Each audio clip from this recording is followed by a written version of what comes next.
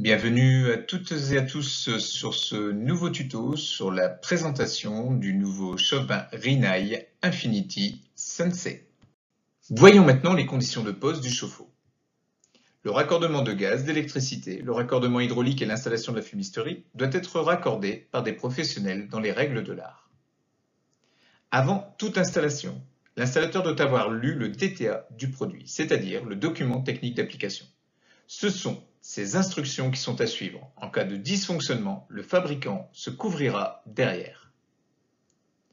Avant la mise en service, il est du devoir de l'installateur à veiller au bon dimensionnement des tuyauteries gaz et eau, au bon débit et pression, ainsi qu'aux pertes de charge, à la bonne alimentation électrique, section de câbles, du disjoncteur et du différentiel, à la bonne mise à la terre et à la bonne liaison équipotentielle, et bien sûr à la bonne qualité de l'eau distribuée.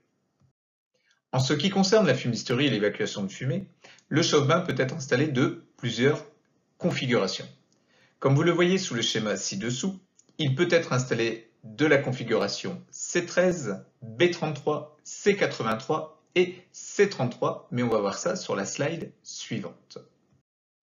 En ce qui concerne la configuration C33, c'est-à-dire en sortie verticale concentrique, la fumisterie peut sortir sur un toit pentu ou sur un toit plat. Concernant le débouché de la ventouse, vous avez le choix avec plusieurs configurations. Mais de toute façon, il faudra respecter le document technique d'application du fabricant qui, lui, de toute façon, se réfère à la réglementation des professionnels du gaz. Le Rinnai Sensei est un appareil à condensation. Comme on l'a vu tout à l'heure, il y a donc des condensats issus de la vapeur d'eau contenue dans les fumées, une fois que celle-ci a retransmis son énergie au tuyau d'eau froide. Il faudra donc évacuer ces condensats.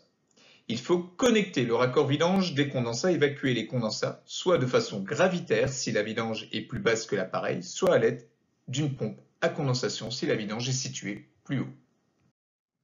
Comme on l'a vu dans la slide précédente, deux façons de raccorder les condensats. D'une façon gravitaire. Attention, une station de neutralisation peut être demandée selon la réglementation en vigueur. Ensuite, vous pouvez installer une pompe à condensat. Les instructions de montage de la pompe sont dans la notice. Afin d'éviter tout souci en cas de défaillance de cette pompe, branchez-la sur le contact de sécurité, qui arrêtera le chauffe-bain dans le cas où la pompe est défaillante. Autre option non négligeable du chauffe-bain Rinnai. Vous avez la possibilité de brancher un circulateur de bouclage sanitaire. Donc les chauffe-bains Rinnai peuvent contrôler cette pompe de bouclage sanitaire. Bien sûr, il faudra y rajouter un câble prévu à cet effet. Par mesure d'économie, cette option est à prendre uniquement pour les grands réseaux sanitaires. Il sera possible ainsi d'avoir de l'eau chaude immédiatement au point de puisage. Il y a deux modes de fonctionnement, l'économie, le confort. Ça, c'est à rentrer dans les paramètres de la régulation.